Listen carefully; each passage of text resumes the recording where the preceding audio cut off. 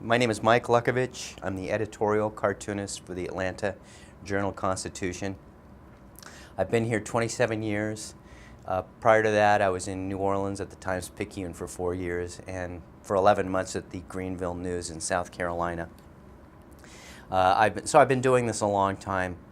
I love it. Every day I come in, it's such a fun thing to be able to look at what's going on in the world and comment on it, and hopefully, get my opinions across in a way that people that hopefully will have an impact, and to try and do it in a humorous, clever way.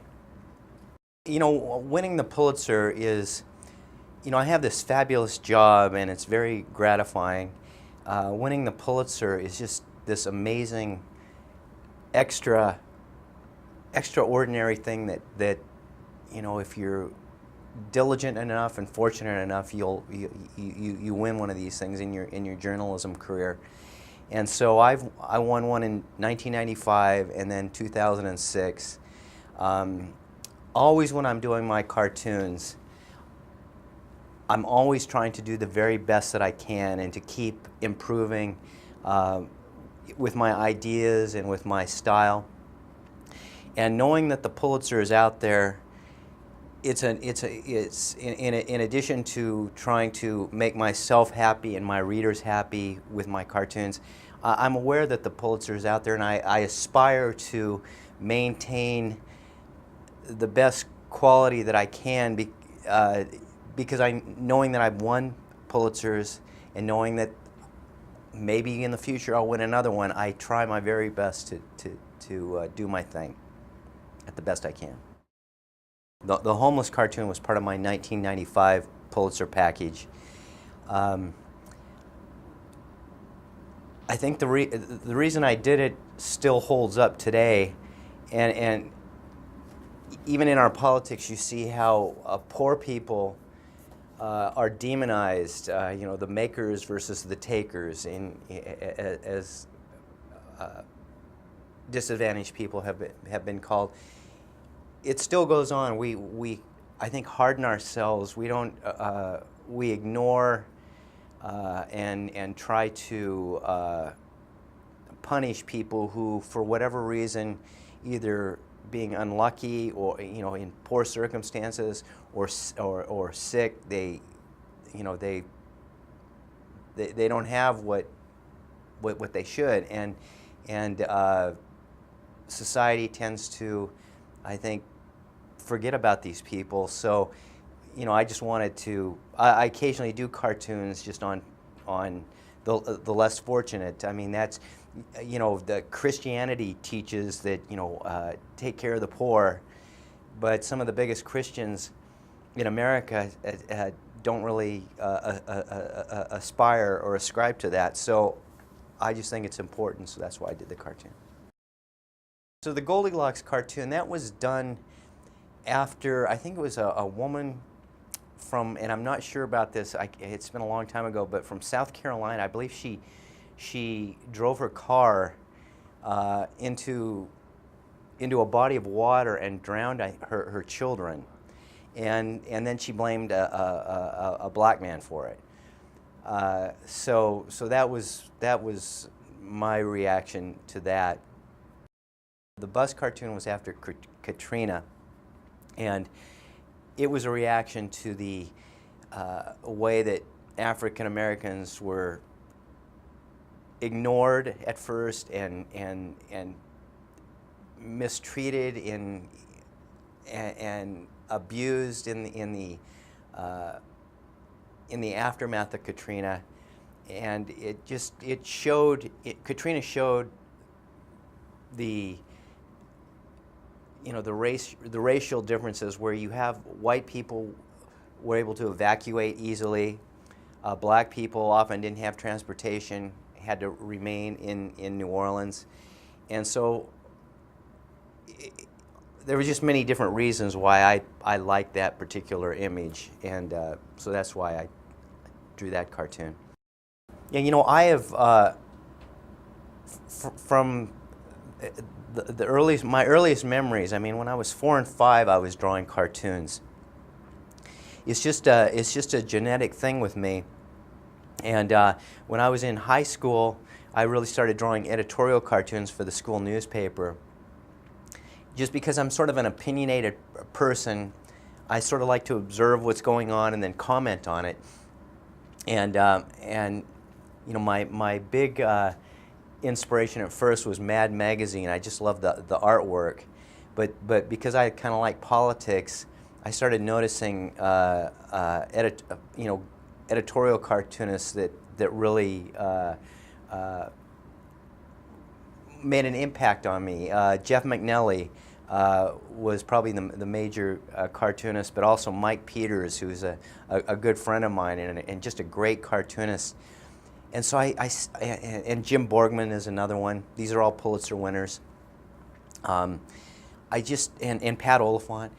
So I looked at these guys and I thought, geez, this would be such a fun, amazing thing. And so in college, I started in high school. I went to the University of Washington in Seattle, and I joined the Daily, the university's paper. So I was drawing full time for them, and so that was really where I learned to do it, because you know I was in school full time as political science, but I barely spent any time on my homework or reading, because I spent all my time drawing these editorial cartoons or trying to draw them. I mean, I'm looking at Mad Magazine, trying to develop my own style, and but yeah. So the college experience for me was really good. So I had won a couple of college awards for cartooning, so I thought, oh, this will be great. I'll get a job when I get out of school. And so I graduated. Right before graduation, I sent out 300 resumes to newspapers all across the country, and I waited for the job offers to, you know, flow in, but no one wanted to hire me. It's editorial cartooning is sort of like being a Major League Baseball player. You know, you really want to be one, but it's really hard to get into that profession. Probably harder for editorial cartooning. I think there's more Major League Baseball players than there are editorial cartoonists. So for 2 years I sold life insurance, which was very difficult for me. But eventually I was hired in Greenville to Greenville News, and so I've been probably drawing full time for over 30 years now. And what I really love about this, first of all, is that I've never lost my love of the profession and creating the cartoons. I'm always trying to improve, and I really feel like I'm part of the conversation, and I'm always trying to do cartoons that people will look at and will understand what I'm trying to say. And you know, that doesn't always happen. I mean, I have people that, you know, don't like me at all because of my opinions, but and they will voice that to me on social media or email or call me. But I always appreciate the criticism. I feel like if I can dish it out, I should be able to take it. So it's just really a fabulous profession, and I feel like I'm doing the right thing, I guess. I think that with editorial cartooning, it can be such a powerful thing, because it's an image, and images stick with people. And when you have something like the civil rights movement, images are powerful. The water hoses being turned on African Americans. You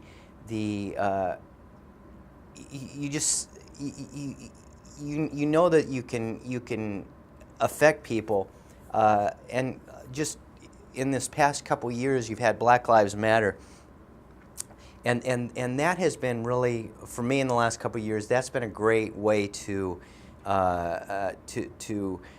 draw cartoons about Black Lives Matter, about police abuse of black people. For instance, today, there's been a couple of killings of black men by the police, and that's going to be one of the topics. And I was already thinking about this morning, about what I want to do to show that. I mean, it's what I think you can do with editorial cartoons is you can kind of take what's going on in the world, and if you can put it in an image, then people will see that image, and it'll impact them. They'll be able to say, yeah, this is going on in America, and I think that Black Lives Matter, and the use of cell phone video, I think white people especially have been able to just sort of pretend that this abuse and that this racism doesn't exist because it's not in their daily lives. I think with an editorial cartoon, you can kind of pierce that bubble that they're in and make them see that, yeah, this is actually happening, and we need to do something about it. There really is a legacy here at the Atlanta Journal-Constitution of sticking up for the less fortunate, for African Americans. Ralph McGill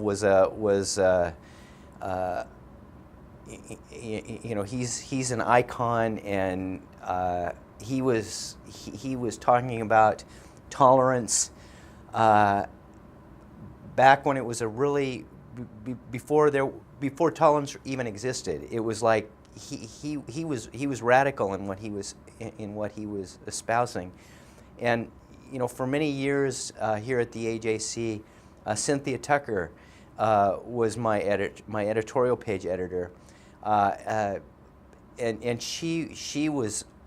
she's always been very brave in making her opinions known, and she gave me room to do whatever I wanted to when it came to race and in America.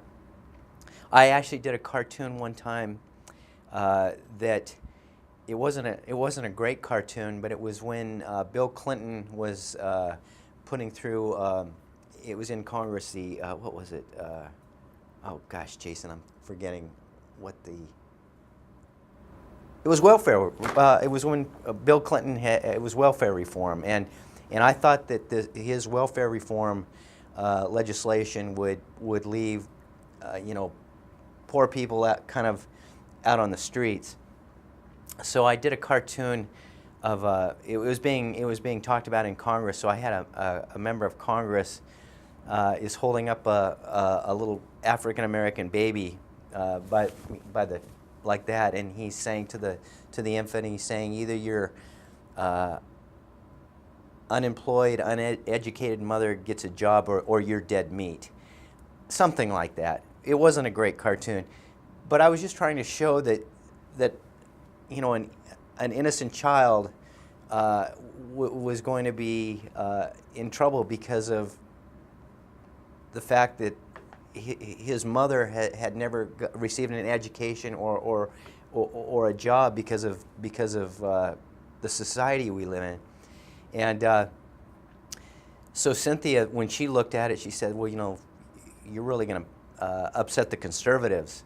And I said, well, that's okay. And so the cartoon ran, and it was, the symbolism was so strong that that African American folks were very upset about it, and it just created a huge firestorm. And so Cynthia and I both had to, talk about it and go on kind of urban radio stations and talk to their viewers and say this is what the cartoon meant, and oftentimes with a cartoon, that's what can happen. The symbolism will overrun or kind of overtake the message you're trying to make. So you have to be careful about that. I don't want to sound sappy or anything, but I really feel like this job, you know, I can stick up for people who are struggling in our society, and there are a lot of people that are struggling, and so many of them are invisible. So that's what I feel my job is to do, is just to kind of keep poking people. You know, these people are not our enemies. They're our fellow human beings, and you know, let's take care of them, or let's help them take care of themselves.